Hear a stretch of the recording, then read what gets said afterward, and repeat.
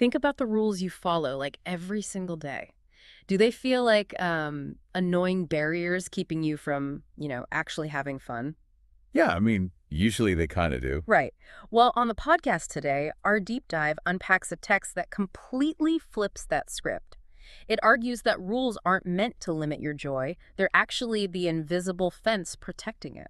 And just to set the stage for you listening, hmm we aren't here to endorse a specific theology or, preach a sermon, Oh, definitely not. right? We're simply neutrally reporting on a devotional text. It's titled Day 10, The Power of Obedience. And we're analyzing the psychological framework it uses to connect faith and action. Okay, so let's unpack this invisible fence idea. Because to understand how rules protect you, the text kind of redefines why we follow them in the first place. Yeah, it completely shifts the motivation. Exactly. Like my mind originally went to paying taxes to avoid jail, but the text frames it more like a child following a parent's instruction. The child doesn't do it to, earn a spot in the family. They do it because they trust the parent. That's a really great analogy. Thanks. It actually quotes John 14.15, which says, "If you love me, keep my commands." It's arguing that love requires action, not just, warm feelings. And what's fascinating there is the theological nuance. Because obedience in this text is never about earning God's love. Right, because that love is presented as a gift of grace. Exactly. Obedience is framed as a direct response to a love you've already received. You obey because the relationship is already totally secure. Okay, but human love is rarely that secure. I mean, we are messy. So how does this rule book survive the messiness of everyday relationships? Well, the text actually issues a pretty stark warning on that front. It points out that people often expect God to bless relationships built on choices he never approved. Oh, wow. Yeah. The logic is that you can't ask for God's peace while you're actively ignoring the principles that create it. Which leads to the specific mechanics it maps out. And this is where it gets really interesting to me. It doesn't just say, be nice. It gives these specific causal links. Right. It's highly specific. Yeah, like choosing honesty builds trust. Choosing purity builds respect. Forgiveness builds peace. And patience builds unity. It's treating morality almost like an architectural blueprint.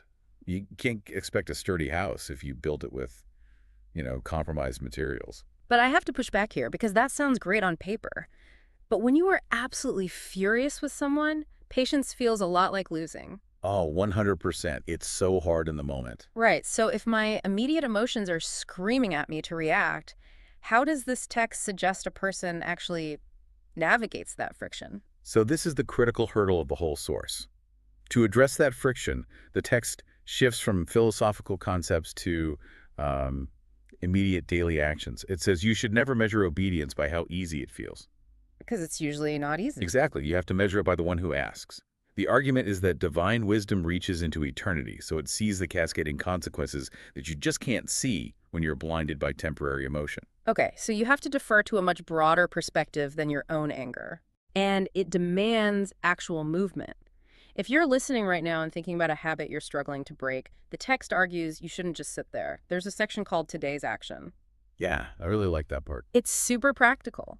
It prompts the reader to ask the Holy Spirit to reveal personal areas of disobedience, leading to concrete steps. Like apologizing to someone, Yeah, or stopping a harmful habit, or starting a new positive one.